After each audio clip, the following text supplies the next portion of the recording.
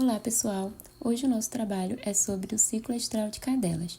Nosso grupo é composto por mim, Wendy e Nicole.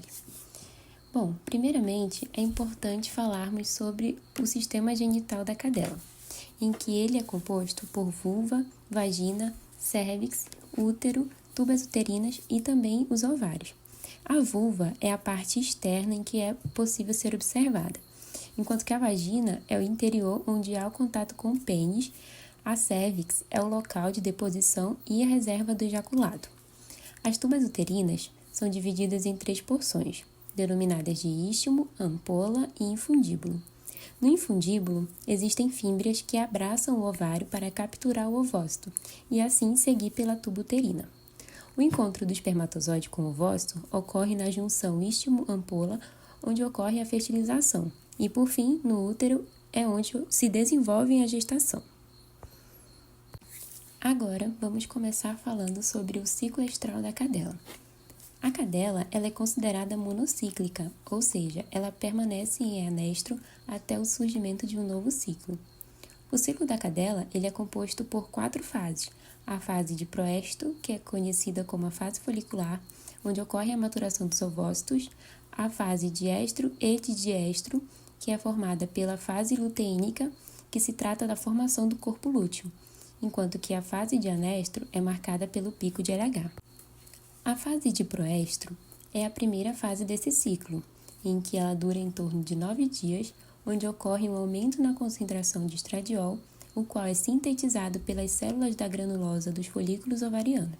Dessa forma, o LH é liberado pela adenopófise, estimulando a maturação, luteinização e também a ovulação dos folículos ovarianos. Durante esse período, a fêmea apresenta a vulva edemaciada, cérvix dilatada e crescimento dos túbulos das glândulas mamárias. Essas alterações são causadas pelo aumento da concentração de estrógeno. Sendo assim, é importante também comentar que esse comportamento da fêmea ocorre devido à atração do macho. No entanto, não há permissão para a cópula. Na fase de estro, que dura em torno de 9 dias, a cadela se encontra em receptividade sexual, de modo que se inicia com o declínio do estrógeno e também o aumento da progesterona, que está associado a uma onda pré-ovulatória de LH. A queda do estrógeno é influenciada pelo feedback positivo sobre o hipotálamo e a hipófise, resultando na secreção de LH e FSH.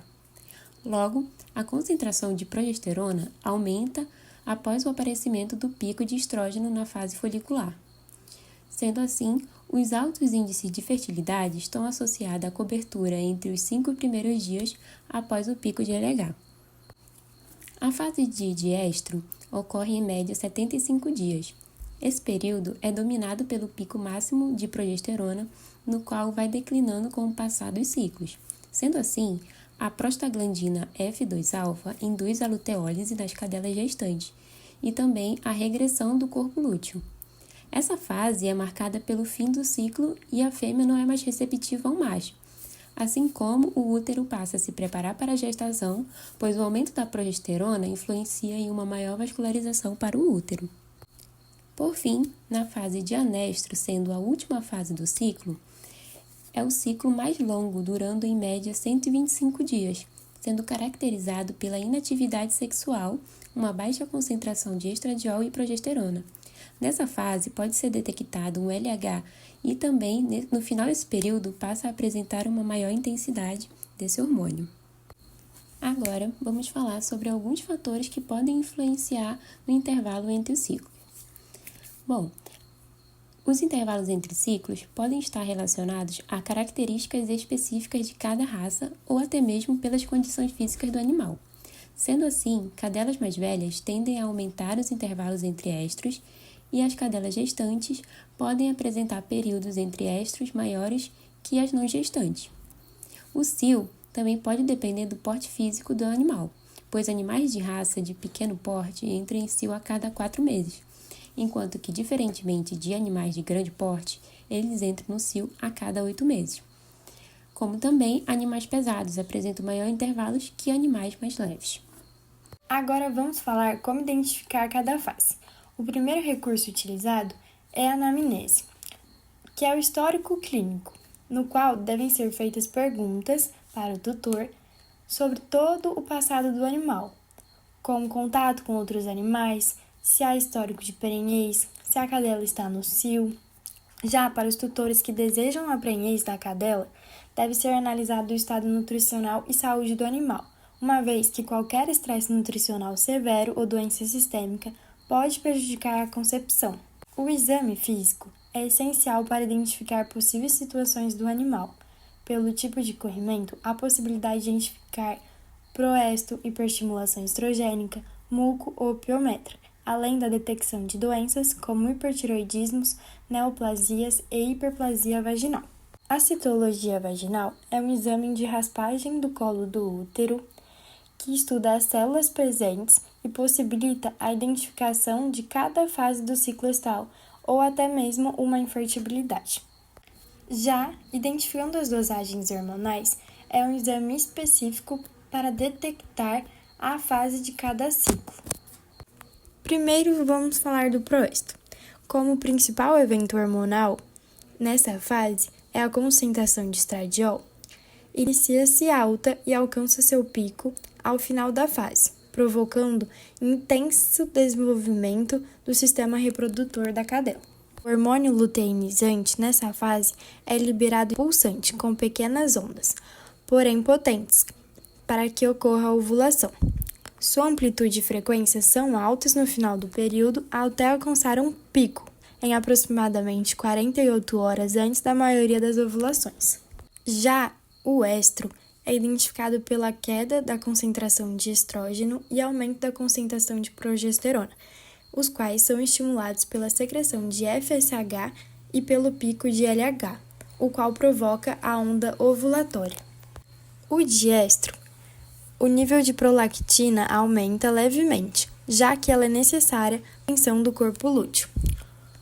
Em essa fase, é nada pela progesterona, que atinge um pico máximo 2 a 3 semanas após o início dessa fase, para manter o sistema reprodutor receptivo para a gestação, enquanto outros hormônios encontram-se essencialmente em concentrações basais. E por fim, o anestro, o qual inicia-se com a queda da progesterona, já que o corpo não está mais receptivo à gestação. No início, as concentrações de estradiol encontram-se basais, porém há o aumento desse hormônio no final, preparando para o início de um novo ciclo, assim como a concentração de FSH, que também aumenta para iniciar uma nova onda de crescimento folicular. Já o hormônio luteinizante apresenta-se em concentrações basais, porém sempre com grandes pulsos. E como curiosidade, trouxemos informações sobre métodos contraceptivos.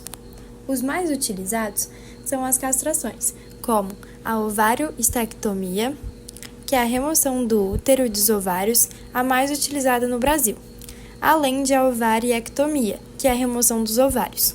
Essas cirurgias são as mais indicadas não só para prevenir a prenhez, mas sim outras complicações, como piometra, crescimento populacional e promover o bem-estar e longevidade do animal. Já progestágenos e andrógenos são esteroides naturais ou sintéticos que têm a capacidade de suprimir a atividade ovariana cíclica em cadelas.